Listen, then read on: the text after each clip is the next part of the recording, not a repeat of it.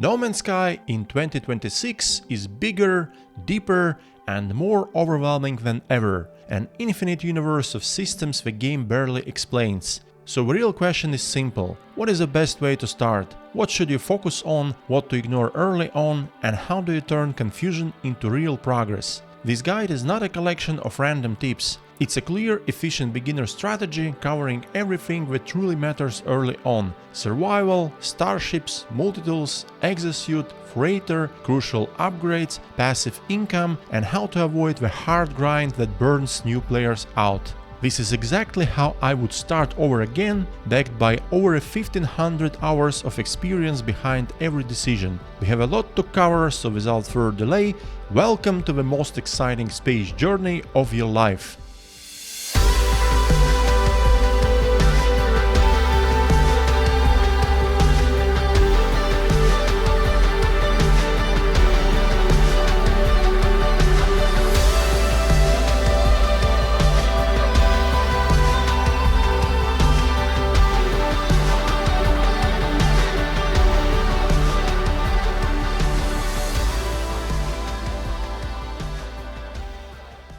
Before we talk about money, ships and upgrades, we need to make sure you actually survive long enough to enjoy them. So let's begin by setting up the right start and covering the survival basics.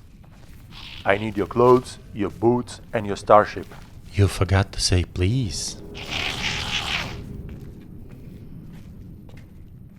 When starting a new game in 2026, you are presented with 6 different game modes. No Man's Sky actually explains them pretty well in-game, but regardless of what sounds appealing at first, I strongly recommend starting in normal mode, with default difficulty settings and leaving them untouched for a while. Normal mode offers the most balanced and immersive experience for new players. Our modes mainly adjust difficulty and customization, and the important thing to understand is this: you can change those settings later at any time, even mid-playthrough. Survival mode isn't about skill, it's about pain. The tiny inventory stacks alone can turn early progression into a resource management horror game. Trust me, you will get more than enough grind even on normal. Expeditions are also launched from normal mode when the devs release them, so you are not missing out on anything. When you begin, you will spawn on a randomly generated planet with one of 4 hazard types: cold, heat, radiation or toxicity. And here comes your first real choice. Do you like the planet you spawned on, or do you absolutely hate it? This might sound strange if you are coming from our games, but No Man's Sky is fully procedural. Everything you see is generated uniquely for you. That means restarting the game doesn't just reset progress, it generates an entirely new starting planet. If you want to start on a frozen planet with blue skies, which cold biomes always have, you can simply restart until you get one. Every restart gives you a completely different starting world. It might feel odd to do this, but for some players, starting in a biome that feels right makes the difference between bouncing off a game and falling in love with it. And remember this: No Man's Sky is not a sprint, it's a marathon. For most players, even 100 hours in still feels like finishing the tutorial. Once you are happy with your start, follow the in-game tutorial. It teaches the core systems without overwhelming you immediately. But before that, open the multi-tool inventory and move the mining beam into a highlighted supercharged slot. Supercharged slots increase the effectiveness of any installed tech by 25%. A mining beam in a normal slot mines at about 40 units per tick. In a supercharged slot, it jumps to 50. That might not sound huge, but over hundreds of resource nodes, the time adds up fast. Supercharged slots exist on multi-tools, starships and exosuit. The number depends on the item's class. 1 in C class, 2 in B class, 3 in A class and 4 in S class. Sometimes you won't see them right away because they are hidden behind sealed slots that need to be unlocked first. Supercharged slots always appear in the top 4 tech rows, so you only need to unlock those rows to check layouts. Keep this in mind for later, once you have access to supercharged slots in the exosuit and starship as well. Placing jetpack tech into an exosuit supercharged slot and launch thruster tech into a starship supercharged slot will boost the efficiency. A common beginner mistake is only mining what's right in front of you. A mining beam actually has a much longer range that most new players expect. Even a basic multi-tool can hit distant objects.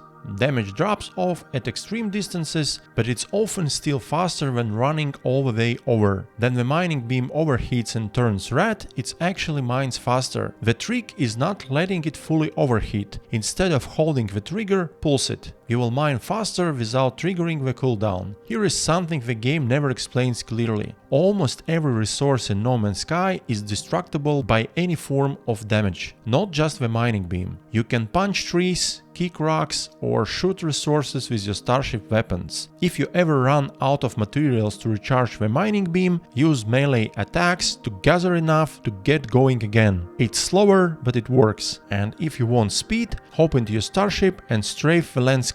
Early game Starship mining is hilariously effective. On your way to the crashed Starship, don't rush blindly. Gather what actually matters. Oxygen replenishes life support. Sodium recharges hazard protection and Starship shields. Carbon refuels the mining beam, powers the biofuel reactor, and is used in base construction. Ferrite dust is used for crafting and building, and you can refine rusted metal into ferrite dust at a solid rate early on. Dihydrogen is required to craft launch thruster fuel, and later use tritium from asteroids to fuel the pulse engine. If you see a cave, go inside. Mine rocks to gather cobalt. With ferrite dust and cobalt you can craft ion batteries directly in the inventory, which fully recharge hazard protection. This alone makes early survival much easier.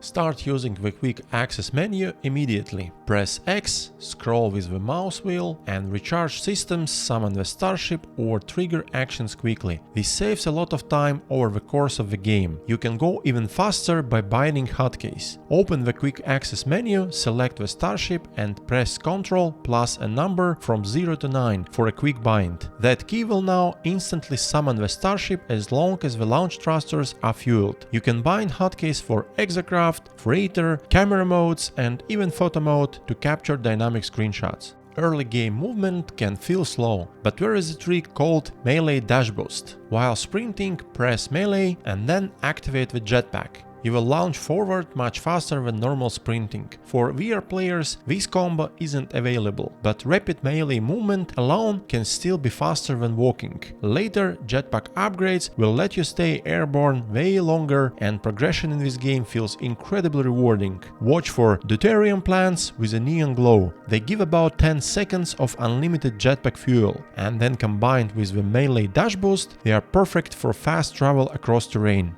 Your starting planet on normal difficulty doesn't have real storms. The first storm you encounter is scripted, and it's there to teach tension, not to kill you. So there is no need to find cover. Just continue toward your objective and recharge the hazard protection system as needed. Later, real storms become more dangerous. Entering buildings, caves, or digging into the ground with the terrain manipulator will restore hazard protection automatically. Storms also come with surprising buffs. Blizzards reduce mining beam overheating. Firestorms reduce jetpack fuel usage. Radiation storms increase mining yield. Toxic storms extend sprint duration. These bonuses are easy to miss because HUD messages overlap. Press H to rotate active messages in the lower right corner of the screen. This is especially useful during quests when hints get buried under system notifications.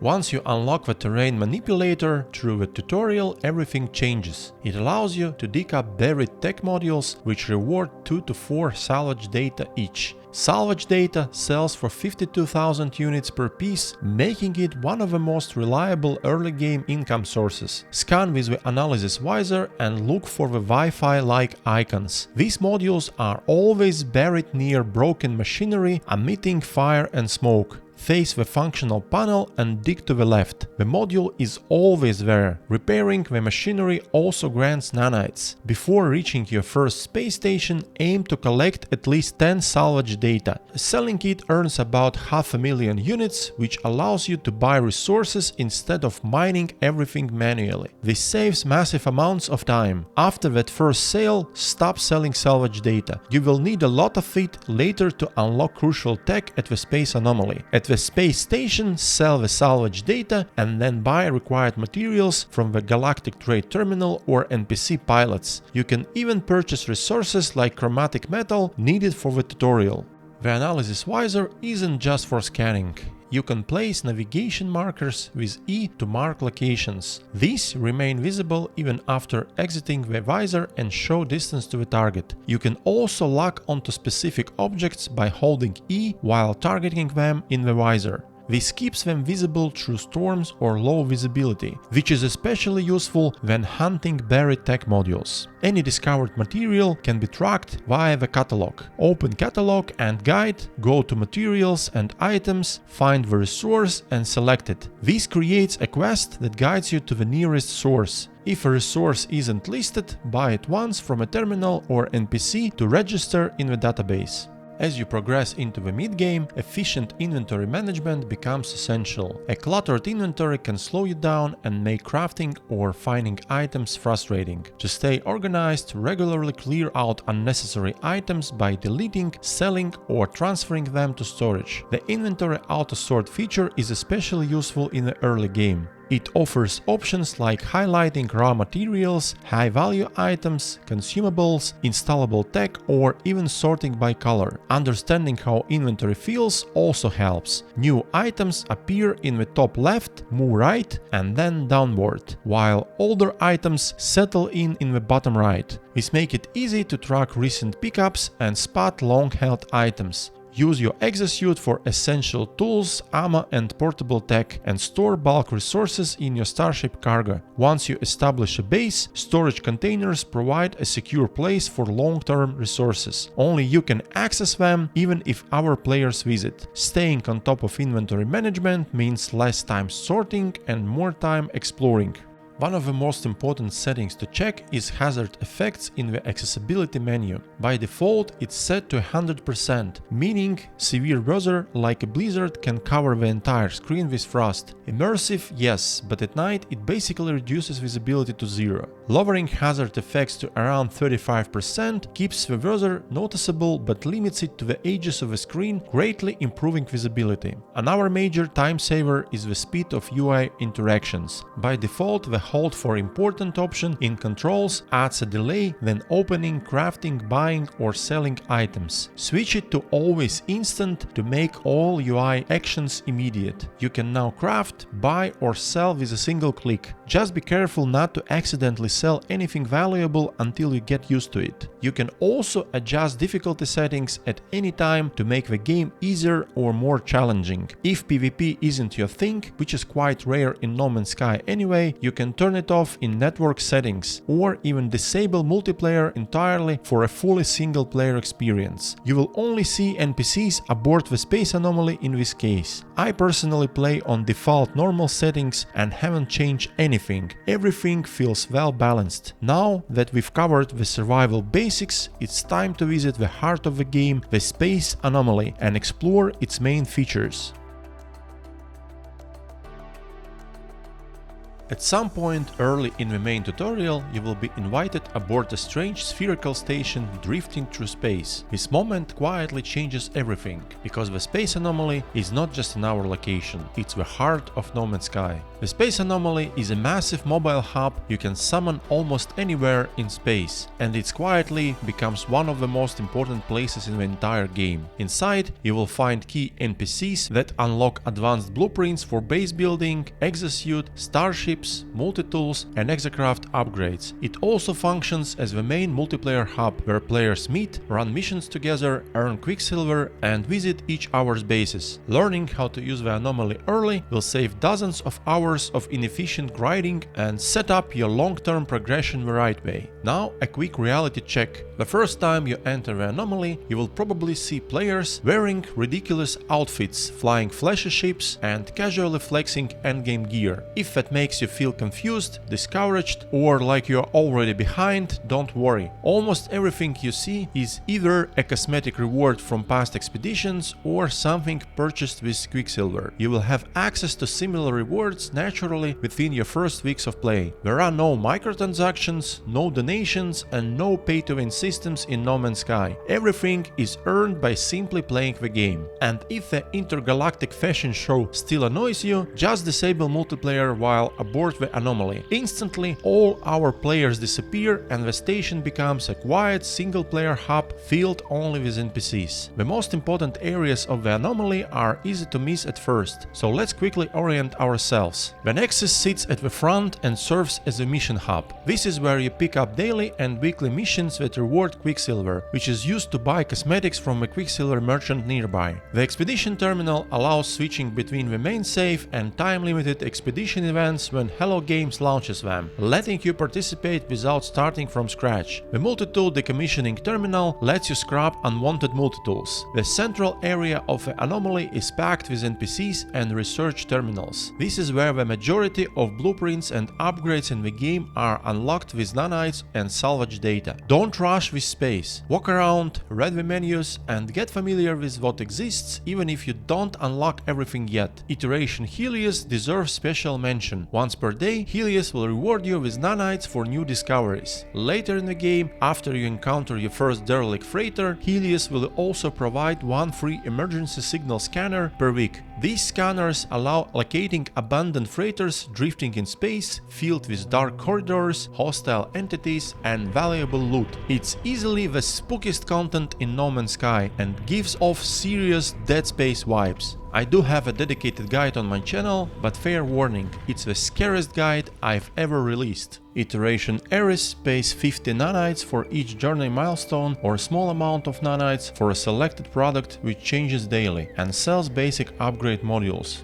Several core storyline NPCs also inhabit the Anomaly, and you will interact with them naturally as you progress. Our features like the X sequencer, which allows genetic modifications of Companion X, and Iteration Kronos, the Master Chief Gordon Ramsay of No Man's Sky who judges your cooked food, are best left for later. They are fun but unnecessary early on and can overwhelm new players. Now an important warning. Possibly the shadiest part of No Man's Sky is the item duplication exploit. It has existed for years and still hasn't been addressed. The community is generally friendly, and while visiting the Anomaly, our players may gift you valuable items. Here is a problem. Anything that can be placed into a refiner can be duplicated. Many players kill their own sense of progression this way, then spread that curse to beginners. The biggest red flag is Starship AI valves worth hundreds of millions of units. If someone randomly hands you a fortune early on, that's almost always duplication. If it feels wrong to you, delete the item. If you want to protect your experience entirely, disable multiplayer while aboard the Anomaly. I truly believe this exploit is one of the biggest fun killers in the game, which is why I'm warning you honestly. In the final chapter of this video, I will explain from a psychological perspective what actually happens when players take too many shortcuts in grind-based games. So yes, to all duplication wizards lurking in the Space Anomaly, beginners who follow this guide now know your dirty tricks. Checkmate!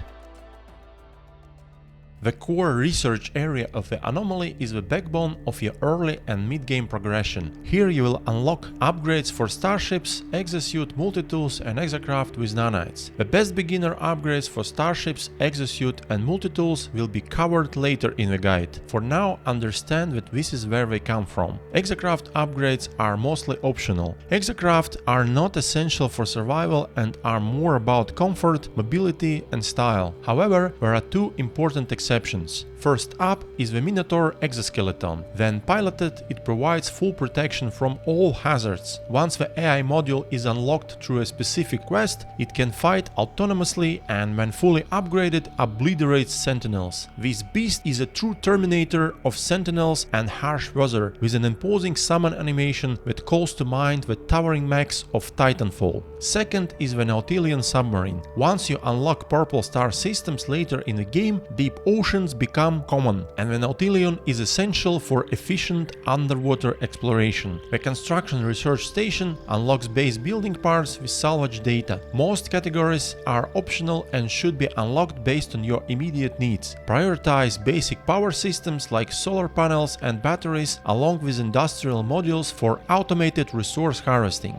Farming, aquastic and exocraft modules are useful later but not required early. Many hour parts are purely cosmetic and can be unlocked whenever you feel like decorating. The Synthesis Lab unlocks crafting recipes for products, allowing you to create useful items instead of buying everything. Unlocking most recipes here is strongly recommended, so you stay self-sufficient while exploring. The Atlas Pass is also unlocked here. It functions as a permanent key then kept in your inventory, and only the highest version is required to unlock all locked containers and doors. Valuable products unlock crafting chains for the most expensive items in the game, stasis devices and fusion igniters, each worth over 15 million units. These represent the final stage of crafting progression and power the most efficient money-making systems in the game. When fully automated, this approach can generate billions of units daily. I cover this in detail in a beginner-friendly guide on the channel, and in the mastery guide I go even deeper, including how to get the most from hidden resource deposits and how to use Corvettes for aerial scouting, pushing the efficiency of this approach even further. Keep in mind that many blueprints here will be unlocked for free through the main tutorial. And don't forget the Exosuit expansion terminal located in the Anomaly. It allows one inventory upgrade per system, so never skip it.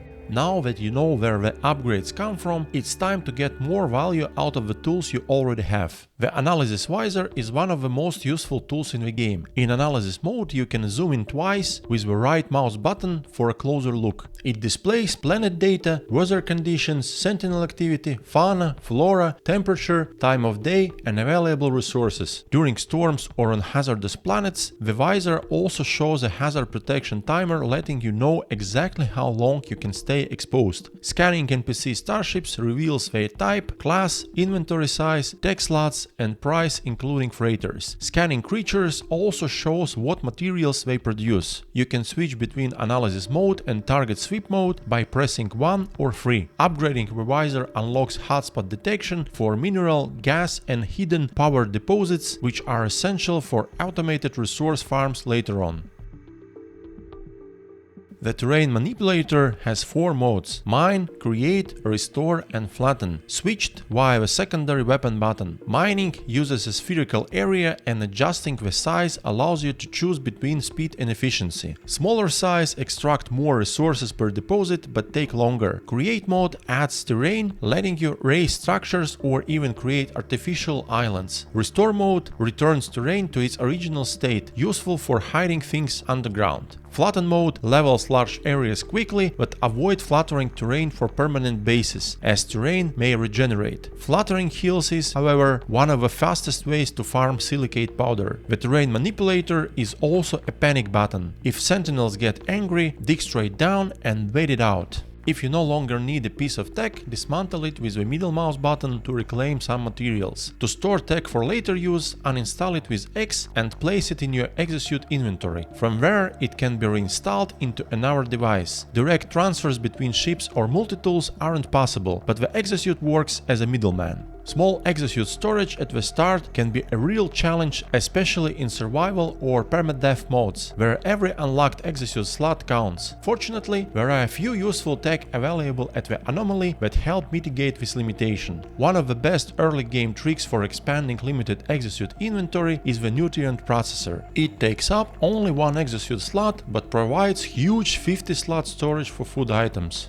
It can be placed anywhere on a planet to access stored items, making the extra space more than worth a slot. It also allows cooking food, which is fun and can even be used to prepare game-changing meals, but that's a story for another guide. Another option is the Exoskiff, an Exosuit tech that deploys a fishing platform over any suitable body of water. The platform includes cold storage, providing 60 extra slots for fish, and comes with a portable grill. The grill works like a nutrient processor, sharing the same 50 food slots, effectively combining cooking and storage in one deployable tool. Best of all, the Exoskiff doesn't take up any Exosuit inventory slots. The only limitation is that the Exoskiff must be deployed on water, whereas the nutrient processor can be placed anywhere on land. Depending on your playstyle and environment, choose the option that best suits your survival needs. Here is another often overlooked trick for dealing with limited storage space early on, the trade rocket. It's unlocked for just 90 nanites at the Anomaly, runs on tritium and can be launched from anywhere. Install it in your Exosuit, summon, load it with items you want to sell and launch. Units are awarded instantly, no waiting. Fast and super convenient. Just be careful not to send nanite related items, as the rocket doesn't trade for nanites and they will be lost for good. Fun fact, the rocket actually flies to the space station at normal speed, so if you follow it with a Starship, you can witness the galaxy's smallest, most dedicated delivery service. Basically Death Stranding style delivery simulation.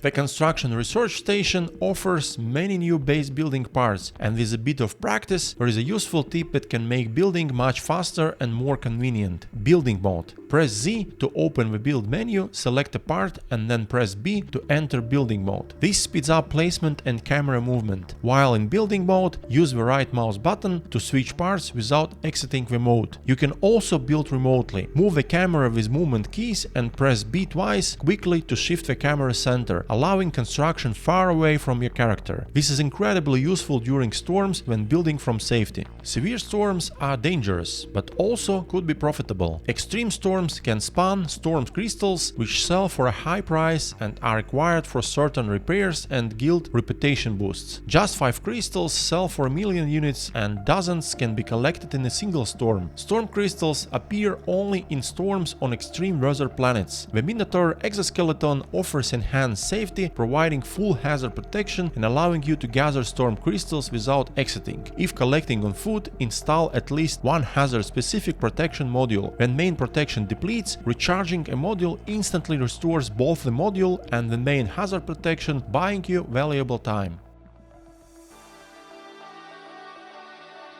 By this point in the guide, you already know how to survive efficiently and get rid of the hard early game mining grind. Now it's time to solve the problem that silently controls your entire early game experience in No Man's Sky: passive income of nanites and units. Because once those stop being a problem, everything else suddenly becomes easier, faster and way more fun. There are many ways to farm nanites and units in No Man's Sky, but one method stands out for beginners because it allows generating both currencies almost autonomously while you are off exploring, building or just enjoying the game. This setup gives new players incredible flexibility and utility, and once it's running, it quietly prints progress in the background. With minimal time investment, it can generate tens of thousands of nanites or millions of units per day. I'm talking about automated fish traps, a piece of tech unlocked at the Construction Research Station in the tech module section. These traps work very similarly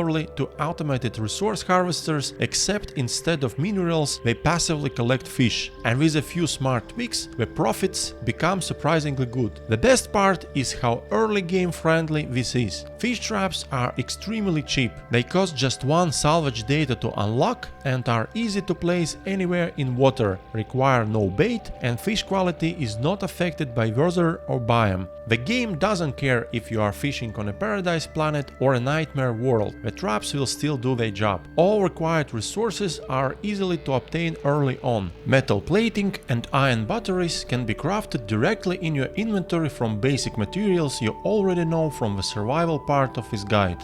Salt is obtained by mining underwater minerals in almost any body of water. There is only one real limitation: you can place up to 3 traps per planet. That means scaling income requires building fishing farms across multiple planets with water. But honestly, that's not a downside. It gives you a reason to explore, expand and slowly build a small passive income network across the galaxy. When fish traps are used efficiently, the profits are massive. With 15 fish traps in total, you can passively generate around 15,000 nanites or roughly 3 million units per day by checking them occasionally. This works at any stage of the game and requires almost no active gameplay once the farms are placed, effectively creating an endless passive income stream, the kind that makes future upgrades feel cheap instead of painful. The real gains come from understanding how fish value actually works. Nanite rewards are not fixed and depend on the class of the fish. These are nanite and reward ranges I consistently observed. C-Class 15 to 30 nanites, B-Class 50 to 90 nanites, A-Class 100 to 120 nanites, S-Class 150 to 200 nanites. Each fish trap has 4 hooks and each hook can store max 20 C-Class, 6 B-Class, 1 A-Class and 1 S-Class. This means that a fully stocked hook of 20 C-Class fish averages around 450 nanites, while a fully stocked B-Class hook averages around 420 nanites. A and S-Class fish give high nanites per fish, but the total yield per hook is lower because only one fish can be stored. So in theory, C-Class gives the highest potential, but here comes the real catch. Fish traps do not work fully offline like automated mineral extractors. Based on testing, they operate on roughly a 15 to 30 minute cycle and catch fish far more consistently when your character is actually present in the area. Leaving traps overnight won't magically fill them. At best, you will come back to around 1000 nanites from free traps. Because of this, C-Class farming becomes impractical. Filling 20 fish stacks across all hooks turns this method into a tedious grind, and hard grinding is exactly what this setup is supposed to help you to avoid. The most effective and comfortable strategy is to target B-Class fish. With only 6 fish per hook, traps fill much faster while still delivering excellent nanite returns. The ideal loop is simple. Visit each fishing spot a few times per day, remove C, A and S-Class fish and let the traps refocus on B-Class fish. This gives you the best value for the least effort and keeps the method feeling passive instead of chore-like. There is another reason to avoid C-Class fish, and it's one you will feel immediately: the release animation. Fish must be released one by one to earn nanites. In testing, releasing all B-Class fish from 5 fishing spots took about 10 minutes, which is still far faster than processing multiple C-Class stacks. If you are playing on PC, here is a small quality of life trick that saves you sanity. Place the stack you are releasing into the 9th slot of the first inventory row. After each release, the cursor reappears near that position, making it much faster to target the next fish. When you are releasing hundreds of fish, this adds up fast. If you find the release process annoying no matter what, there is an alternative. You can turn this entire setup into a pure unit making machine. Fish can be sold for units in huge stacks instantly without any long release animation. And here is a massive tip for unit farming. Cook the fish before selling it.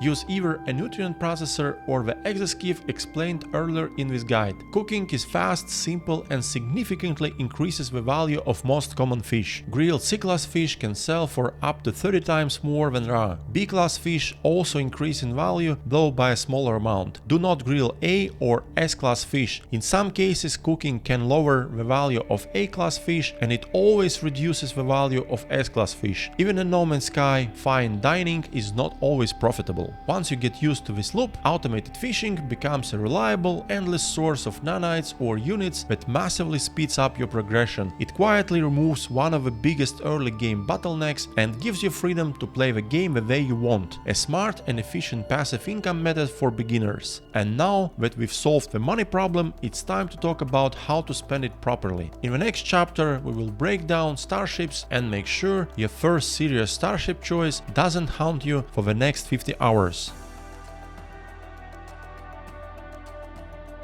By now, you've solved survival, movement and initial passive income. At this point in the game, your starship becomes the single most important tool you own. It dictates how fast you travel, how comfortable exploration feels, how safe combat is, and honestly, how much you enjoy just flying around the universe. So before you randomly buy something shiny and regret it later, let's slow down for a moment and build a solid foundation. In this chapter, I will briefly explain the main differences between each starship type so you understand their core roles and purposes. This is not a deep dive yet. If you want full breakdown, rankings and optimization strategies, I have dedicated guides covering every regular starship type in detail. I will reference those guides as we go, so you will always know what to watch next if you want to go deeper. There are 4 main categories of starships you can own, each serving a very different role: regular starships, Corvettes, Frigates and freighters. Let's start with the ones you will use the most. Regular starships are your personal ships. You will use them constantly to travel between planets, fly through space, fight pirates and explore systems. These ships come in 8 main archetypes: shuttle, fighter, hauler, explorer, solar, exotic, Sentinel Interceptor, and living or organic starships. Each type has unique design traits, including a different cockpit interior in first-person view. Quick tip here: if you fly in first person, you can look around freely by holding Alt. Each starship type also has built-in stat bonuses that affect its performance. Shuttles have balanced stats but no class bonuses compared to our ships. They have a very classic old-school sci-fi look and are generally reliable but not exceptional at anything. Fighters specialize in damage potential and maneuverability, making them excellent in dogfights. The trade-off is that they have the lowest hyperdrive range of all regular starships. Your starter ship, the Radiant Pillar BC-1, is a fighter, so you've already been flying one from the start. Explorers focus on hyperdrive range and have the lowest launch fuel cost, which makes them ideal for exploration. The downside is low damage output, so they are not built for extended combat. Howlers are big, tanky ships with strong shields and the largest base inventory size. They are also physically the largest regular starships. Exotics are rare and always spawn in S-class. Despite their small size, they have strong stats across the board, making them true jack-of-all-trades ships. The community generally groups them into 4 visual styles: Ball, also called Guppy, Royal, Mosquito, and Squid. Solar starships feature retractable solar sails with a very satisfying deploying animation. Their unique tech, the Vesper sail, boosts full drive speed and slowly recharges launch thrusters. This is incredibly powerful early on and makes these ships feel smooth and efficient even without any upgrades. Living ships have a glowing animated organic design and focus on damage and hyperdrive range. They always spawn as S-class and use organic tech, making them completely unique compared to our starships. Sentinel Interceptor use advanced Sentinel tech such as the anti-gravity valve and Crimson Core, which has an incredible 600 light-years base range, allowing to make much longer hyper jumps compared to our starships, a super handy bonus in the early game. While they still use standard upgrades, some of their systems require special materials gathered from dissonant worlds. They can also hover midair, something no our regular starship can do, which is both useful and very cool. Each player can own up to 30 regular starships, 12 in active fleet and 18 stored in a freighter starship storage. One very important warning here: any cargo left inside a ship moved to storage will be deleted. Always empty a ship before storing it. Once stored, switching ships back and forth is instant and unlimited. Regular starships are your primary mobility and combat tool. Everything here is just the basics. If you want the full breakdown, rankings and optimization, I highly recommend my Ultimate Starships guide, where I explain and rank every regular starship in the game. I believe it's the most detailed guide on this topic on YouTube.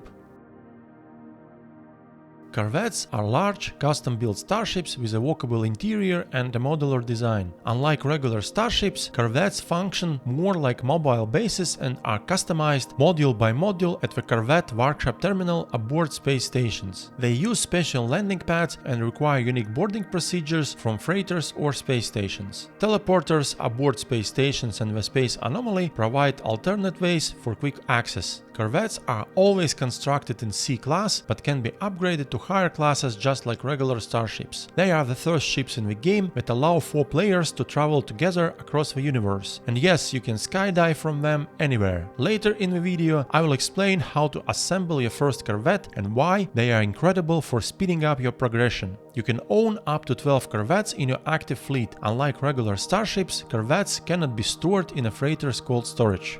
Frigates are large ships, bigger than regular starships and corvettes, but smaller than freighters. They cannot be piloted directly. If you own a freighter, you can recruit up to 30 frigates and send them on daily expeditions across the galaxy. These expeditions generate passive income and valuable resources while you are doing our things. Frigates come in 5 specializations: combat, exploration, industrial, trade, and support, each with unique traits and strengths.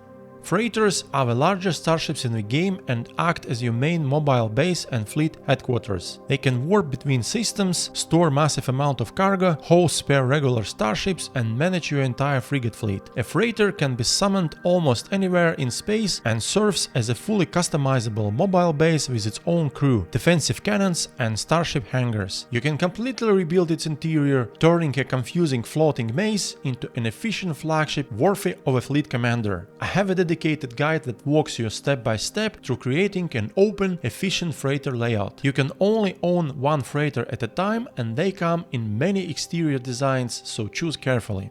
The following sections apply primarily to regular starships and partially to corvettes. Frigates and freighters are obtained and upgraded differently. Regular starships and corvettes are defined by 4 core attributes: damage potential, shields, hyperdrive range, and maneuverability. Damage potential represents the combined strength of all installed weapons, not actual damage per second. Actual weapon damage can be seen by hovering over installed weapons. Shield strength and hyperdrive range are straightforward. Maneuverability is the most important stat in my opinion. It affects both speed and how responsive the ship feels while flying. Higher maneuverability makes everything smoother, especially in combat. Since most of your time in No Man's Sky is spent flying rather than fighting, this stat matters more than raw damage. Aim for around 1500 up to 2000 maneuverability as you progress. Once you experience it, going back feels painful. Starship prices depend on type, class and inventory size. S-class ships typically range from about 5 to over 40 million units. Default names are procedurally generated, but every starship can be renamed. Regular starships can be purchased from NPC pilots at space stations, trade outposts, or directly from landed pilots across planets. GEX systems favor haulers, Korvax explorers, Viking fighters, and Outlaw systems favor solar starships. Crush ships spawn at random planetary points of interest and can be claimed for free. These can include any ship type, even exotics. To salvage a starship, claim it and then scrap at a starship outfitting terminal at a space station. This yields units or parts used to assemble custom ships. The most profitable ships to salvage are Sentinel Interceptors. Even a random C-class Interceptor can be worth around 20 million units, making Interceptor hunting an excellent mid-game income method. Later in this chapter I will demonstrate how to get one reliably. Starships can be improved by upgrading class, expanding tech and cargo slots, and installing tech upgrades and decorative figurines and trails. Regular starships and corvettes can be upgraded from C to S class with nanites at any starship outfitting terminal. This means you never need to hunt for an S class design. If you like how a ship looks, you can simply upgrade it. Upgrading class increases core stats, class bonuses, available slots, and the number of supercharged slots. Tech and cargo slots can be expanded with units or starship storage augmentations. S-class ships can reach 60 tech slots and up to 120 cargo slots depending on type. Fully unlocking an S-class ship with units alone can cost over 10 billion units, these individual slots reaching 75 million each. Starship tech upgrades can be purchased with nanites at regular space stations from the Starship Research NPC or with units at pirate stations. In Outlaw systems, X-class upgrades can be bought directly from the salvage dealer or obtained by opening suspicious packets, tech and arms, purchased from the contraband agent, which contain random X-class upgrades. X-class upgrades have a very wide stat range and can potentially provide the strongest bonuses in the game. However, they are essentially a gamble. Their stat rolls can range anywhere from C-class to better than S-class quality. Because of this, new players should treat X-class upgrades as a late-game option once enough resources are available to take risks and push a starship multi-tool or the Exosuit far beyond standard S-class limits. For beginners, the main upgrade priority should be pulse engine upgrades, a teleport receiver for remote item transfer to and from the starship, economy and conflict scanners, hyperdrive upgrades to access all star systems, launch thrusters, and aquajets for water landings. Weapon choice is largely personal, but the most efficient and beginner-friendly setup is the Infraknife Accelerator paired with the Phase Beam. The Infraknife delivers high burst damage, while the Phase Beam drains enemy shields and restores your own, making this combination powerful and sustainable in any space fight. Avoid wasting resources on lower tier upgrades. Whenever possible, go straight for S-class upgrades and only install lower class ones if you get them for free. A well-established automated fishing setup should provide enough nanites to invest in S-class upgrades immediately without unnecessary waste. Keep in mind that installing more than 3 upgrades of the same type will cause an overload and disable all of them. To restore functionality, uninstall the excess upgrades. Mixing upgrade classes for the same tech will also cause overload, so always remove lower class and keep only the highest tier upgrades installed. In No Man's Sky, tech upgrades of the same type reinforce each other when placed adjacently. This bonus becomes even stronger when they are installed in Supercharged slots, especially if those slots are also adjacent. A colored border highlights active adjacency bonuses. If adjacent modules don't share the same border color, they aren't boosting each other and can be moved elsewhere. The system isn't obvious to beginners, so take time to rearrange your upgrades and watch how your Starship stats change. To maximize performance, always group upgrades of the same type, such as launch thrusters, pulse engines, shields or weapons together. The stat bars are your best feedback, and small layout changes can make a big difference. For a deeper dive into advanced Starship upgrading, including hidden bonuses from decorative figurines and trails, check out my Ultimate Starships guide.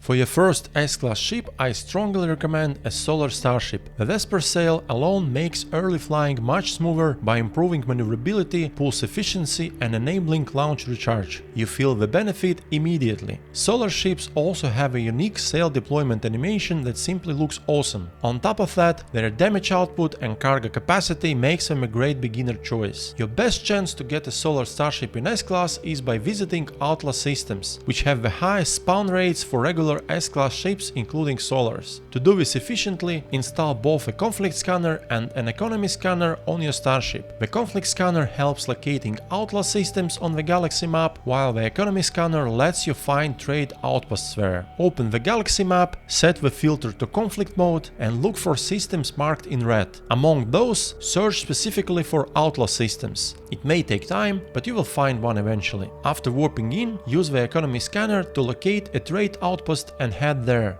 Why a trade outpost and not a space station? Because trade outposts generate faster Starship traffic in a much shorter time, which significantly increases your chances of finding an S-Class. Once you land, place a save point or beacon directly on top of the outpost. Save the game, then reload the restore point. This triggers a scripted wave of NPC starships. Use your analysis visor to check each ship's class. Important tip: at least on PC, starship stats don't appear in the analysis visor while a ship is landing. They only visible once it's fully landed or still airborne. Whether this is a bug or intended behavior is unclear, but keep it in mind. After reloading, the game usually spawns around 7 starships with 5 attempting to land at the outpost. To make sure all 5 can land, move your starship off the pad. If you don't, only 4 NPC ships will land, even if all pads are free. Inspect each ship as it arrives. If an S-Class lands and you like the design, make sure you have enough units to buy it from the NPC pilot. Solar Starships usually cost around 5-8 million units. If no S-Class appear, simply reload and repeat.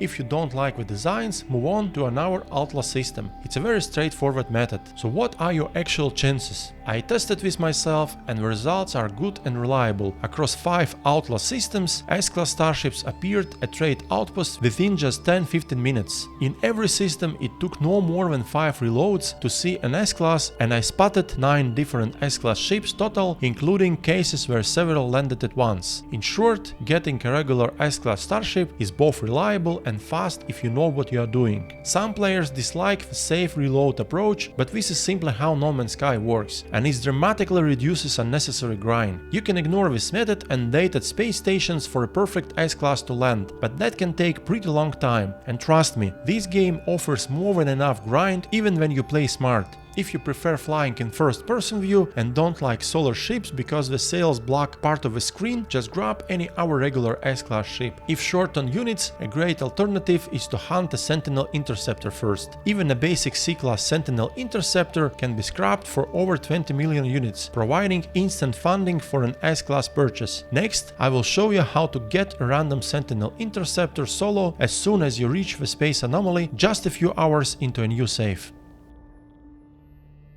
To find your first Sentinel Interceptor, locate any dissonance system. I will demonstrate this process with only starter gear and a beginner starship with a basic boltcaster on normal difficulty with default settings. If you follow the same steps, you should have no trouble getting one yourself. Once you arrive in a dissonant system, locate its dissonant planet and search for a strange purple structure called a dissonance resonator. Mining or shooting it will trigger an attack from corrupted sentinels guarding the device. Using starship weapons on a resonator will activate hostile sentinel interceptors, so ground combat is usually the better option, unless you are in an ultra dissonant system where sentinel policing forces are absent, allowing you to safely destroying resonators from the air. If you choose ground combat, be aware that corrupted sentinels are stronger than regular ones. However, as long as you stay mobile and avoid the lunges of the large robotic quadrupeds, you will be fine, even without additional protection. Sentinel difficulty scales with your gear, so fighting them with starter equipment can sometimes actually make encounters easier. After defeating 5 sentinel waves, a crushed interceptor site will be revealed. Fly there and begin the repair process. To activate the ship you will need one inverted mirror obtained from destroyed dissonant resonators and 3 radiant shards which require an advanced mining laser to harvest. Once you have the materials, interact with the Highland brain which will guide you to a nearby monolith. There the brain is converted into a harmonic brain. Return to the crash site, install it and claim your first interceptor. Each dissonant planet spawns only one interceptor design, meaning all crashed ships on that planet share the same appearance and differ only in class, from C to S. To find different designs you will need to search another dissonant system. Interceptors use radiant shards to fuel their warp and pulse drives, while Pagnium fuels launch thrusters. Shields are recharged with sodium. All of these resources are easy to farm on dissonant planets. Setting up a base near a crash site ensures steady access to repairs and salvaging. Refining most dissonant materials also produces nanites, making this a solid early game nanite farming method. If you don't feel ready to fight corrupted sentinels for your first interceptor, use the long-range mining method explained earlier in this guide to destroy dissonance resonators safely. Even if sentinels become alerted, they can't reach you from that distance, allowing low-risk farming and an easy escape. Destroyed resonators sometimes drop echolocators, which can also drop from defeated quadrupeds. In my testing for this video, the drop rate from resonators was roughly 1 in 5. Here is a useful tip. If you approach a resonator closely without attacking it, you can see whether it contains an inverted mirror or an echolocator. The sentinels only become aggressive once you start mining or shooting, so this lets you decide whether it's worth engaging or skipping. When you obtain an echolocator, use it to locate a harmonic camp, unlock the terminal by solving a simple puzzle, which rewards you with a free random class Sentinel multitool. It can be repaired with materials found on dissonant planets or dropped by quadrupeds. This can be one of the best early game multitools as it comes with unique tech, the Hijacker laser, which significantly boosts mining speed while remaining compatible with the standard mining laser for even higher efficiency. The harmonic camp terminal also allows locating a crashed interceptor directly, making this one of the easiest ways to get one. Repeating this process lets you fill active fleet with interceptors and salvage designs you don't like for tens of millions of units each. This is one of the most profitable early game money making methods, allowing earning hundreds of millions quickly and efficiently. Later in the video I will explain how to invest that money to further increase passive farming efficiency. Crash interceptor sites can also be found through random space encounters or by using carrier AI fragments, which are typically rewarded from certain Nexus missions or Frigate Expeditions. However, the method shown here is the most reliable for beginners, allowing you to acquire an interceptor as quickly as possible without relying on RNG. When you know what you are doing, everything in this game moves faster and feels better. Maximize your starship's performance by diverting power to engines, shields or weapons depending on the situation. Supercharging engines lets you close distance at top speed, then switch to weapons to finish enemies quickly. On PC, press slash to divert power, gaining a 15% boost to the selected system. By default, power is set to balance mode, which distributes energy evenly across all systems. This boost is also useful outside combat, allowing higher speeds when exploring planets or traveling through space. Only the highest tier hyperdrive is required to access lower tier star systems. For example, installing a purple hyperdrive grants access to all star system types, while installing every hyperdrive provides adjacency bonuses for increased range. This trick saves valuable tech slots early on until you unlock enough slots to benefit from full hyperdrive stacking. It's time to talk about the most important piece of gear in No Man's Sky, the multitool. From your first minute to your 1000th hour, it's your swift army knife, weapon, mining laser, scanner, excavation tool, and with the right tech, even a fishing rig or an anti-gravity gun. There are 8 distinct multitool types in the game, each with unique performance bonuses for scanning, mining or combat. Pistol, rifle, experimental, alien, Royal, Sentinel, Atlantic and the Voltec stuff. So yes, there is a lot of grind involved if you want to collect them all. Multitools are defined by 2 core attributes, damage potential and scanner range. Damage potential is not the actual damage output of a multitool. Instead, it represents a combined potential value of all installed weapon systems and damage-related tech, including the mining beam. Different weapons contribute differently to this value, and a higher damage potential does not automatically mean higher real combat damage. Actual effectiveness depends on weapon type, fire rate, reload speed, accuracy, and how well it fits your playstyle. Scanner range defines the radius of a high energy pulse measured in units that reveals nearby critical survival resources when pressing C. This stat is a bit misleading. Increasing scanner range beyond roughly 700 units provides no real benefit, because the game doesn't display critical survival resources beyond approximately a 600 unit radius, even if scanner range is boosted well above 2000. This appears to be a technical limitation related to object rendering and UI display at distance, and it's likely the same reason why the standard base computer radius is also 600 units. Every multitool can be upgraded to S-class with nanites.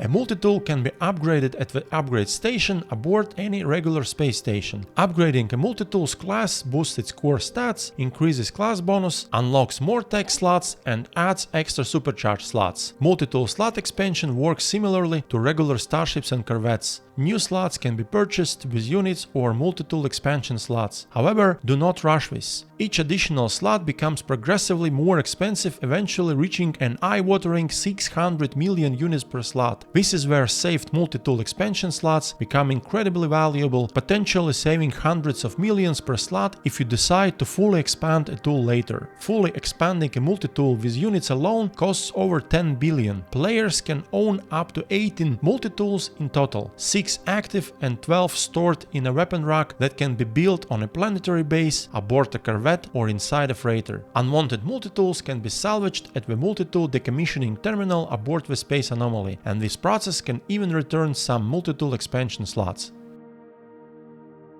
Your starter multitool is a pistol type, which offers high mining speed and solid scanning range, but low combat effectiveness. That's why I recommend upgrading it as early as possible to improve survivability and combat efficiency. As mentioned earlier, one of the strongest beginner multitools is the Sentinel tool. It comes with unique Sentinel tech, the hijacker laser, which significantly increases mining speed, and Sentinel tools also receive a weapon damage bonus. Sentinel multitools come in only 2 design variants, a pistol type and a heavy combat rifle, each with distinct models and animations. If Sentinel designs aren't your thing, completing the main storyline unlocks Atlantic multitools, which I consider most of the coolest in the game. They feature unique tech called the Runic Lens, which triples mining beam efficiency and grants temporary invisibility, allowing you to instantly break contact with aggressive sentinels. This makes Atlantic multitools extremely versatile. They appear in 3 color variants: black-blue, black-red and white-gold, each with its unique glow color tied to the core pattern. Combined with countless randomly generated designs, they are especially rewarding to hunt for in the late game. Alternatively, you can search for high-tier multitools at regular space stations in wealthy star systems, which have the highest chance of spawning S-class cabinets. Each regular space station contains 2 multitool cabinets, effectively doubling your chances. These systems can also spawn alien and experimental multitools early on. Alien multitools have medium damage, very high scan range, but low mining speed. Experimental have medium damage, extremely high scan range, and medium mining speed. Here is a lesser known trick. If you visit planets within a system, save and reload on the planet's surface. When return to the space station, the multitools in both cabinets will change. One cabinet will pull from a planetary multitool pool, while the other uses the station's internal rotation pool, which scales with the number of planets in the system. For example, a 6-planet system can potentially offer up to 12 different multitool designs at a single space station, using this rotation method. Another hidden mechanic tech the game never explains. Finally, there is no need to chase an S-Class multitool specifically. Any tool can be upgraded to S-Class with nanites. In most cases, it's faster to pick a design you like and upgrade it yourself than to hunt for an elusive natural S-Class. This is the recommended upgrade order for beginners. If you already have a steady nanite income, for example from automated fishing discussed earlier, you can skip prioritization and go straight for top tier upgrades. Most beginner multitool upgrades are purchased from a multitool research NPC aboard any regular space station with nanites. Start with the mining beam. Install the advanced mining laser first. This unlocks advanced resource deposits and allows mining critical materials like radiant shards on dissonant worlds. Then add the optical drill, which significantly increases resource yield. Placing the optical drill in a supercharged slot boosts its efficiency by 88%, nearly doubling mining output. This is one of the strongest early efficiency upgrades in the game. Next, invest in scanner upgrades and install one main weapon with proper upgrades. Scanner upgrades directly improve exploration income, while a reliable weapon ensures smooth combat when fighting is unavoidable. Strong weapon options include the scattered blaster for close range damage, the bolt caster or pulse splitter for rapid fire, and the neutron cannon for heavy area damage. Stick to one primary weapon and one secondary. Installing too many weapons slows down switching and makes combat messy and inefficient. As a secondary option, the Paralyzes mortar is extremely effective against single targets, stunning them for several seconds. Then paired with the Voltec amplifier, it also increases damage to stunned enemies. Alternatively, a cloaking device provides an early escape tool, while a personal force field adds extra survivability. Unlike Starships, multitools don't show true DPS values. Real performance comes from testing. Damage is not just numbers. Fire rate, reload speed, accuracy, projective behavior, and ease of use matter just as much. Choose weapons that feel good to use, not just ones with big damage potential. Keep in mind that the mining beam is permanent, and while the terrain manipulator can be removed, constantly uninstalling it isn't practical. This already adds tools into your combat rotation, which is another reason to avoid stuffing the multitool with too many weapons. No Man's Sky has limited and largely unbalanced PvP. Maximizing damage at all costs is rarely necessary. Before chasing a perfectly aligned supercharged layout, think about how much time you actually spend fighting versus exploring, mining and progressing. A balanced setup is usually more effective. Always place related tech next to each other to benefit from adjacency bonuses. For extra optimization, tools used only occasionally, such as a fishing rig, are best uninstalled and stored in inventory than not needed. This keeps weapon switching during combat faster. Later, once you have several multitools and enough resources, running specialized loadouts and switching between them with shortcuts can massively boost efficiency. At that point, No Man's Sky starts feeling less like a survival game and more like a sandbox arena shooter, and that's where things get really fun.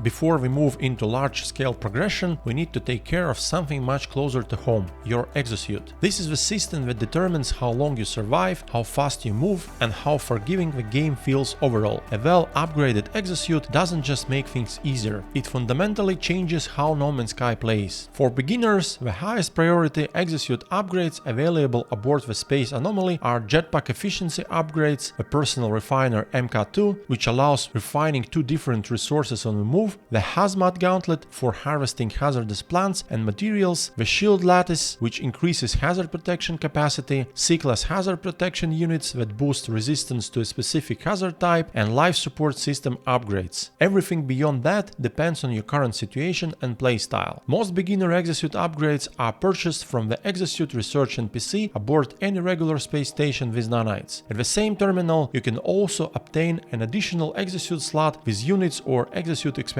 slots. Let's start with the most crucial upgrades. This is how a fully upgraded exosuit looks in the late game. Yes, it's a lot. No, you don't need all of this right now. You will master the rest naturally over time, especially if you follow my master guides later on. Your top priority should be free S-Class movement system upgrades. These are absolutely game-changing. Without them, movement feels slow, clunky and frustrating. With them, traversal becomes smooth, fast and fun. You will dash faster and flow across terrain instead of fighting it. All three upgrades cost around 2000 nanites total, and if you are already set up automated fishing, that cost becomes trivial. Next, focus on hazard protection and defense systems to increase survivability in extreme environments and combat. After that, improve the life support system. Unfortunately, the game doesn't show detailed Exosuit stat bars the way it does for Starships and multitools, so you won't always see direct numerical feedback from upgrades. My layout is currently considered one of the most efficient, providing best adjacency bonuses across all Exosuit tech. Feel free to use it as a reference or adapt it to your own upgrades and preferences. All players share the same supercharged slot positions because exosuits come from the same seat, so layouts should be broadly similar for everyone. Outlaw Station sells suspicious packets for units. Prioritize suspicious packets tech. These can contain black market hazard protection modules that increase resistance to all 4 hazard types simultaneously: heat, radiation, toxicity and cold. These are the only modules in the game that boost resistance across all hazards at once, with each stat rolling randomly between 1 and 10%. There are no equivalent upgrades among our classes, including S-Class. Standard S-Class hazard protection modules fully protect against a specific hazard when charged, but they don't increase resistance. This makes strong X-Class hazard protection upgrades extremely valuable. Installing 3 good ones significantly improves survivability, especially in severe storms. Then combined with core hazard protection and C-Class hazard protection units, this also increase resistance to a specific hazard. The result is a massive survivability boost. With an optimized setup, your character can reach up to 80% resistance to all hazards, allowing you to survive even the harshest storms for extended periods. Installing hazard protection modules next to each other also grants adjacency bonuses. You can adjust the setup by watching the hazard resistance timer in the lower left corner while standing in extreme environments. Later, when you have dozens of millions of units to spare, you can rotate across Outlaw stations buying suspicious packets, tech and arms in bulk. Open them for mass X-Class upgrades, then sell those upgrades right away to the salvage dealer, who sells suspicious upgrades for massive amounts of nanites in no time.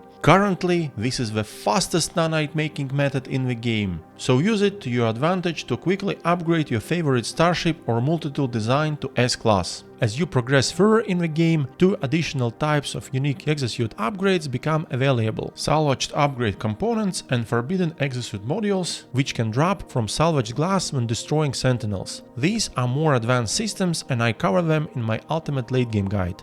Expanding exosuit slots should be one of your highest early game priorities. Limited tech and cargo space is one of the biggest pain points for beginners. Fully unlocking the exosuit takes time with a maximum of 180 slots, 60 tech and 120 cargo. There are many ways to obtain exosuit slots, but efficiency matters. The simplest and most reliable method is to visit the space station in every new star system and purchase 1 exosuit slot there. Then, in the same system, visit the Space Anomaly to claim an additional slot once per system. You can switch between adding a tech slot or an inventory slot by pressing Q, or select a slot you want to unlock by clicking on it. Early on, when nanites are limited and tech slots can't yet be filled efficiently, prioritize inventory slots to increase carrying capacity. Later, aim for a roughly 50-50 balance between tech and inventory slots. An efficient slot expansion plan naturally differs between players, but the key idea is integration. Try to combine exosuit slot expansion with our goals. For instance, visit wealthy systems to check for high-tier multitools and freighters, which we will cover next, or target outlaw systems where you can expand the exosuit, hunt S-Class starships and acquire X-Class upgrades at the same time. Always try to stack objectives so one trip accomplishes multiple goals. That's how you stay efficient without burning out. Now let's zoom out from personal survival to large-scale progression. Freighters and frigates are where No Man's Sky truly starts feeling like a space empire simulator. Acquiring a freighter early allows establishing a steady daily income of millions of units, gain valuable resources and get crucial upgrades. Regular high-class freighters can cost tens of millions of units. Unlike regular starships and corvettes, freighters cannot be upgraded for a higher class, so you get what you get. The very first freighter in the game can be claimed claimed for free. And this is where the first major dilemma appears. Do you skip lower class freighters and hunt for a high class one to claim for free, or do you take the first offer and start building a frigate fleet immediately to generate passive income sooner? Here is what you should consider. Frigates gain experience and can be leveled up to S-class by participating in daily frigate expeditions, so the earlier you deploy them, the faster they reach higher classes. On the other hand, hunting for an elusive S-class freighter can take a long time and the odds are relatively low. A stylish pirate dreadnought can always be claimed for free regardless of its class or value once defeated. I explain all of these mechanics in detail in my Ultimate Freighter Guide, including how to obtain an S-class freighter, how freighter upgrades work, the best frigate fleet compositions, the unique organic frigates, and how frigate expeditions function exactly. Here is my best efficiency advice for beginners. Reject the first freighter offer if it's below A class. Even if you reject it, the first freighter you ever claim in the game will still be free. While expanding your Exosuit inventory, prioritize visiting wealthy star systems. In these systems, freighters have roughly a 30% chance to spawn as A class. Find a design you like and claim it for free, which usually doesn't take long. After that, start building your frigate fleet. Later on, you will have the opportunity to exchange the freighter for an S-class while keeping your entire frigate fleet and your constructed freighter base, as the game allows you to transfer everything to the new freighter. A freighter functions as a mobile base with its own NPC crew, a fully customizable interior and massive storage capacity. It can store up to 18 additional regular starships, allowing you to swap ships on the go. It also unlocks the squadron system, letting up to 4 NPC starships assist you in every space battle. Freighters have the longest hyperdrive range in the game and unique features like a powerful scanner capable of scanning an entire star system at once, making it much faster to locate dream worlds. Freighters come in many designs, sizes and hull configurations, making the hunt for the perfect one a rewarding grind on its own. With extensive customization options, even the most demanding players will find something to appreciate. Managing a fleet of 30 frigates surrounding your massive flagship is one of the most visually impressive experiences in the game, especially when they warp to your freighter's location on command.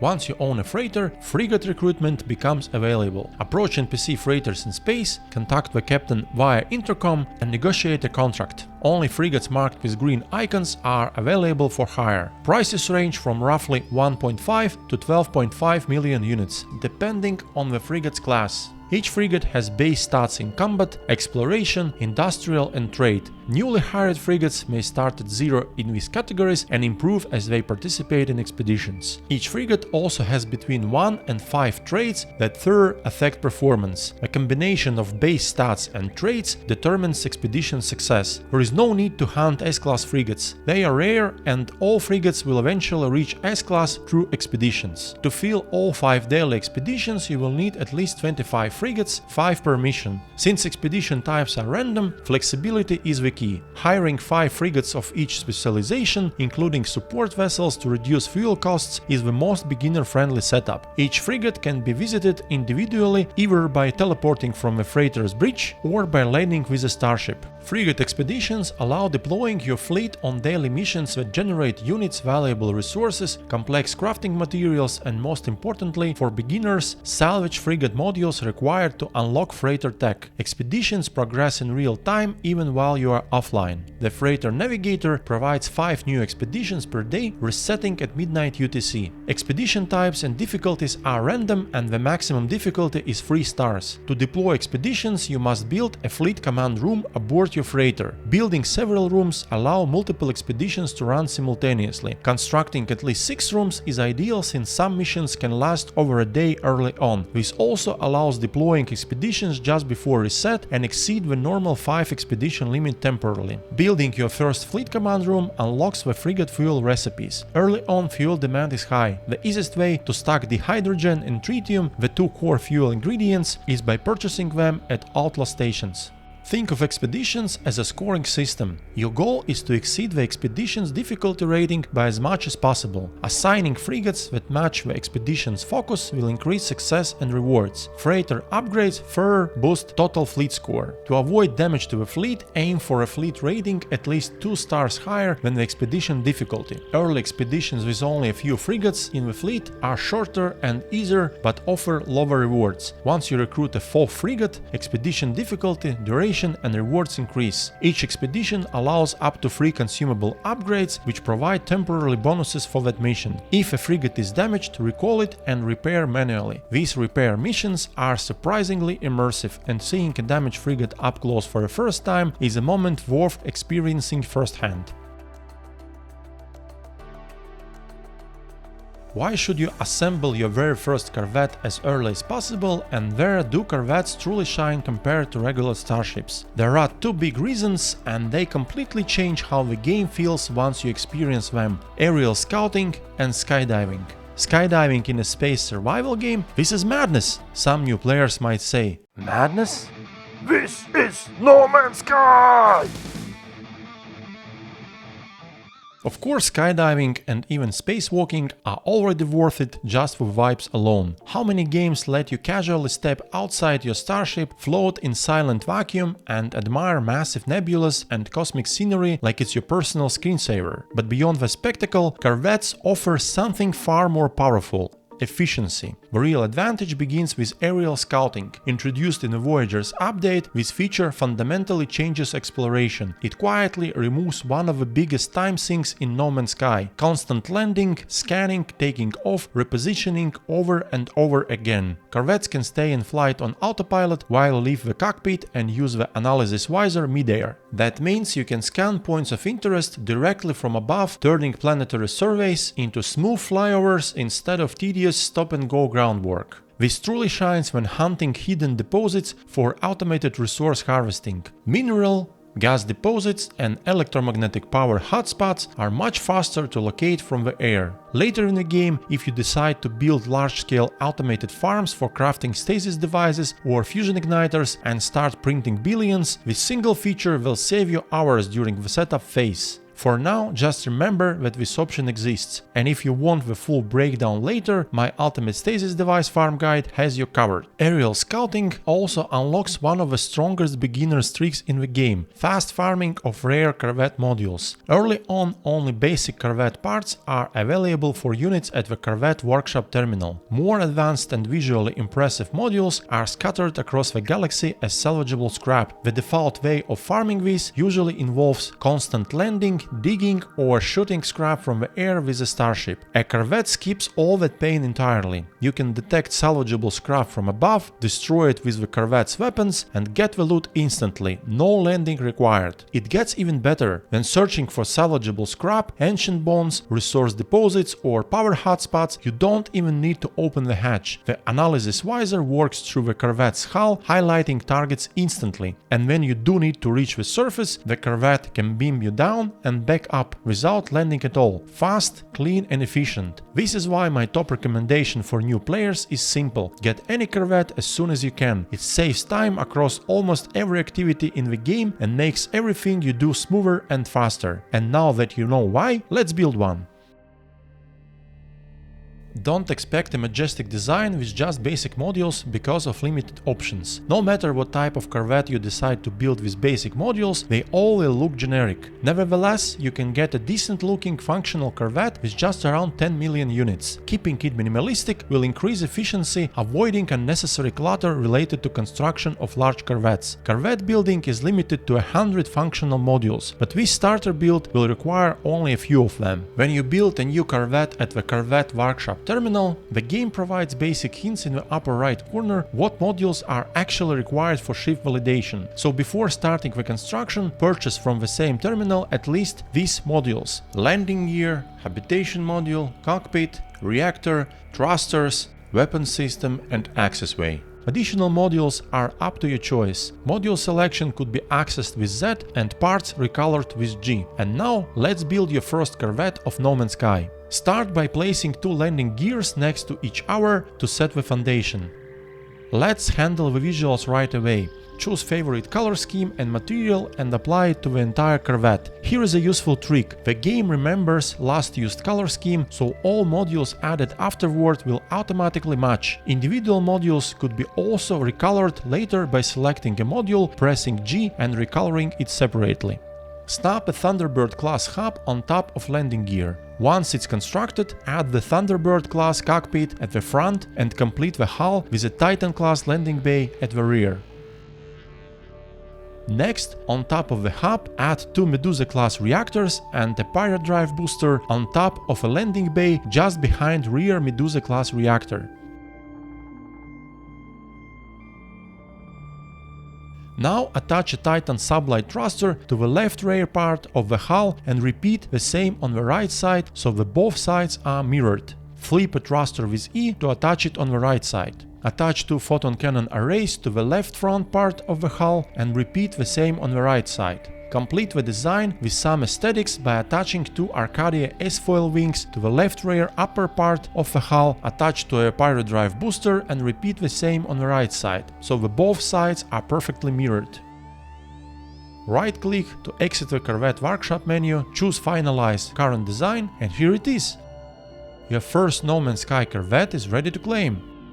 Rename it as you like and your poor man's Corvette is ready for the first flight. Now, don't get me wrong with the title. I called it this way purely for fun, but it doesn't make it worse than any other Corvette assembled from rare parts. It's just the exterior is simple and minimalistic but with the same efficiency. Maybe it doesn't have that fancy style with rare modules, but it is truly special, because this is your first Corvette ever built in No Man's Sky, and this is what matters the most. Now, if you pay attention to the tech modules section, some functional modules added there actually boost stats of a Corvette. This is exactly why these modules were used for the construction. Unfortunately, flexibility with basic modules is still limited. Corvette design has hard rules. Adding more thrusters of the same type won't increase performance, only 2 actually count. The same applies to a Pirate Drive booster, which is limited to a single tech bonus in the tech slots. Reactors and weapon arrays are different though. Those do stack. For example, you can replace the front Medusa class reactor with an additional photon cannon array, and it will be added to the tech section, giving you extra weapon bonuses if that's the road you want to take.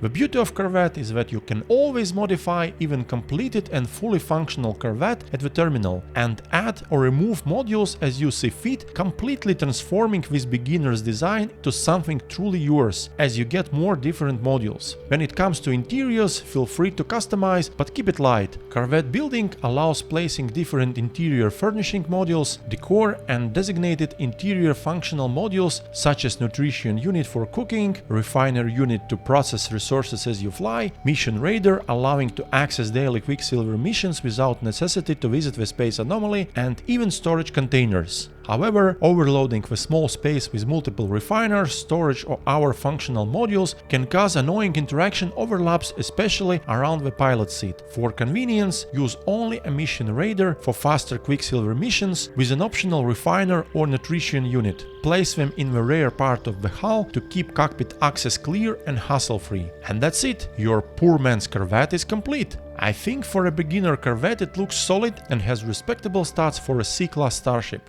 Power up the engines and take the Corvette out for its first test flight. It will feel bulkier than a regular Starship because of its larger size, so take your time to get used to it. And now it's time to do something crazy and special, something unavailable for regular Starships. Open the quick access menu, choose to leave the pilot's seat, unlock the hatch and step outside.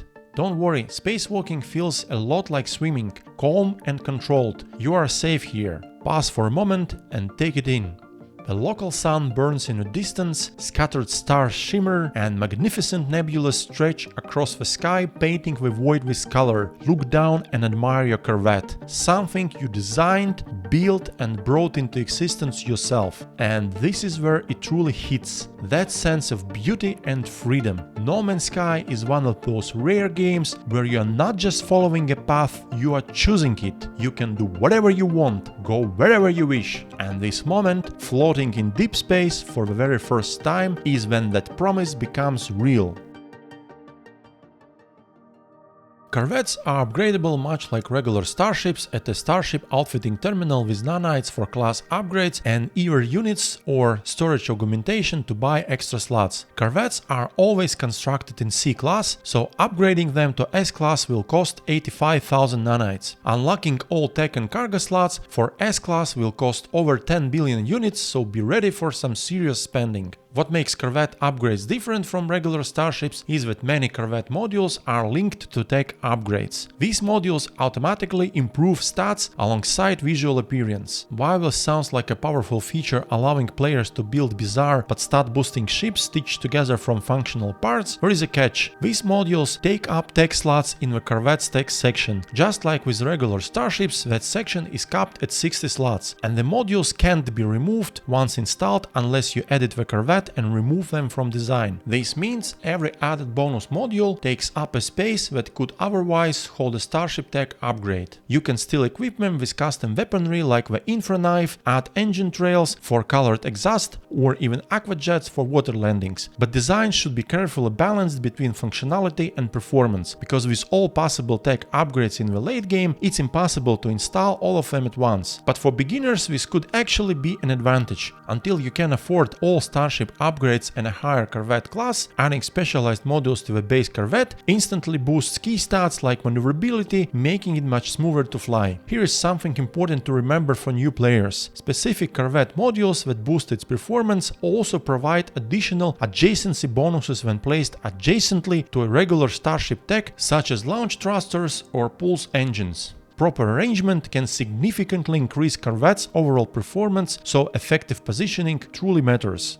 Unlike regular starships, Corvettes can't be salvaged for parts or units. If you build a Corvette that looks poor or don't want to spend time upgrading it later, the only way to remove it from your active fleet is to exchange it with an NPC for a regular starship. The new ship will replace the Corvette in your fleet and can then be salvaged. Surprisingly, this enables new money-making method which could actually be as efficient as scrapping Sentinel interceptors for cash. Swapping any Corvette with an A-class starship, especially if it's an expensive hauler, can actually provide a decent profit. The fastest way to make units with this method is by building a Corvette from a minimal amount of basic modules purchased at the Corvette workshop terminal and then searching for A or S-class starships in wealthy economies in GEX systems with analysis Visor, using the same approach as for that S-class starship hunting at trade outposts. Why wealthy GEX systems? Because these have the highest chance to spawn high-class haulers, which are the most expensive regular starships. Even a B-class hauler can cost over 20 million units, making a fast 10 million profit, and getting A-class will earn over 20 million, easy money. Analysis Visor will provide all necessary information about a starship, including its precise cost, so all you need to do is just remotely analyze landing starships and wait for a high class for exchange. If no profitable starships landed in a couple of waves, reload restore point and wait for a new spawn, because every time the game will spawn a different pool of starships in a different class, and if lucky, exchange a basic Corvette for a starship, scrap it for a profit, assemble a new exchange Corvette, rinse and repeat. This will generate enough units to invest in frigates, turning steady progress into a scalable setup. In the next chapter, I will explain how to bring everything together into one system that unlocks your full efficiency. Up to this point, none of previous chapters were meant to stand alone. Survival basics, Space Anomaly features, passive income, first S-class regular starship, first Corvette, strong multitool, and personal space fleet, each one solves a specific problem, but when you use them together as a system, something far more powerful happens. Your progression stops being reactive, it becomes fast, efficient, and systematic. Unlike many beginners who don't watch efficiency guides and may just end up being overwhelmed with vast amount of mechanics of No Man's Sky right from the start, you are no longer scrabbling for units and nanites, trying out complex and inefficient endgame systems early on. You have multiple passive income streams working in the background and reinforcing playthrough. Your starships, multitool and exosuit are already optimized for upcoming adventures, and in the long term you can continue improving these tools at your own pace. Exploration becomes intentional, combat feels enjoyable, and grinding turns into structured progression with clear and fast results, not a torture. This is the point where many new players slow down or get lost, and it's also where this approach pulls you far ahead. By using this beginner strategy, you create a self-sustaining loop that continuously provides units, nanites and resources with minimal effort. Your fishing traps and frigates work while you explore, funding upgrades before you even need them. Your starships and multi-tools are already prepared for whatever direction you choose next. Use this system to your advantage. Let it carry you beyond what most new players ever experience and into the part of No Man's Sky where freedom, choice and mastery truly begin. The late game. And if you reinforce this system by setting up a functional refining base based on easy step-by-step guide I have on my channel, this will boost efficiency even further, allowing refining almost everything into resources you need, helping to prepare for establishing your biggest money-making empire in the game, Stasis Device Production. Use this most helpful for beginners refining recipes to full advantage, because refining is the magic of No Man's Sky, allowing creating any resources you would require in your journeys. If you build this functional base near water, you can place automated fishing traps on site, making it easy to repeatedly trigger the fishing cycle explained earlier while you refine, craft and prepare for your next journey. And here is my best advice to you. Everything I've shared in this strategy provides powerful foundation, the most efficient start possible into the endless universe of No Man's Sky. But from this point on, the decision is yours where to go next. Once your passive income systems are running in the background, take your time to complete the main storyline. Experience it fully, not because it's mandatory, but because it opens the doors to the game's most extraordinary content. Completing it unlocks the true endgame of No Man's Sky. It opens the path to completely new features like out-of-age race, scavenging across remnants of ancient civilizations, new out-of-age planetary settlements, exclusive Atlantic multi-tools and out-of-age staffs, access to new character customization options and much more. But the most importantly, completing main storyline provide access to the purple star systems. There are some of the most breathtaking worlds in the universe await. These regions showcase the next evolution of exploration shaped by world-building tech developed by Hello Games and carried over from my upcoming title Light No Fire. In these mysterious systems you will encounter new planetary archetypes not available in the early game, from towering gas giants to deep ocean worlds with abyssal depth stretching miles below the surface. This is where No Man's Sky stops being about survival and grind and starts being about adventure, discovery and wonder. The last chapter of this video isn't about telling you how to play, it's about understanding why some approaches quietly kill the fun faster than others and how to avoid the trap. Unlike most games, No Man's Sky isn't built around a single end goal. There is no final destination to rush toward. Hello Games created an open-ended endless universe where every player forges their own path, sets own objectives and defines success on their own terms. Your experience isn't shaped by what you own, but by how you discovered it. Many players undermine their enjoyment by trying to play too efficiently. Portals are a perfect example. They allow players to meet, explore together and save time, which is nice, but they also make it extremely easy to acquire almost anything instantly using shared coordinates. At first, that seems like a benefit and a huge time saver, but the problem lies in a psychological phenomenon called effort justification. Players naturally assign more value to things that require time, effort or sacrifice. Then something is obtained instantly and without struggle, our brain perceives it as less meaningful even if it's rare or powerful. Achievements feel better when earned, discoveries feel special when made yourself, and by removing the effort, you remove the emotional payoff as well. This principle is why the entire gaming industry is built around progression, achievement and gradual rewards. Skipping the grind entirely in a survival and grind-based game where effort is crucial is like being handed a fully built shelter with unlimited supplies on a survival show and being told to enjoy the challenge. Technically, you won, but there is no struggle, no learning and no story. No Man's Sky works the same way. The grind exists to give discoveries weight, progression meaning and survival context. The game should be considered as a journey, a beginning where you learn the basics, a long middle part of exploration, experimentation and progression, and an end where you finally acquire the ship, multi-tool or world you were hunting for. Almost all the excitement and satisfaction lives in the middle. Fully bypassing it with shortcuts doesn't just save time, it erases the part of the game that creates attachment, knowledge and lasting enjoyment. It's like getting a high school diploma without ever participating in a single class. This is why I never promote exploits or glitch abuse. My guides focus on knowledge and smart systems that reduce unnecessary grind without removing the journey entirely. That balance respects players with limited time while preserving the satisfaction of earned discovery. And if some time-saving tips don't suit your style, simply don't use them. The freedom to play your way is part of what makes this game special. Too many No Man's Sky channels constantly promote portal coordinate drops for ships, multi-tools and unique worlds without realizing this can become a long-term fun killer for most players, especially beginners. But the funny thing is, relying on other people's discoveries turns exploration into a second-hand experience. The best adventures happen when you don't know what's waiting on the next planet, in the next system or beyond the next jump. Why trade that for someone else's finds when the universe is made for your own unique discoveries? Every ship you find yourself carries a story. Every world you land on for the first time becomes a personal memory rather than a checklist. That sense of ownership over your journey is what keeps the universe of No Man's Sky alive and meaningful. I see this pattern repeatedly in players who rush straight to shared coordinates, grab everything effortlessly, or use duplication exploits to skip the grind entirely and quickly lose interest.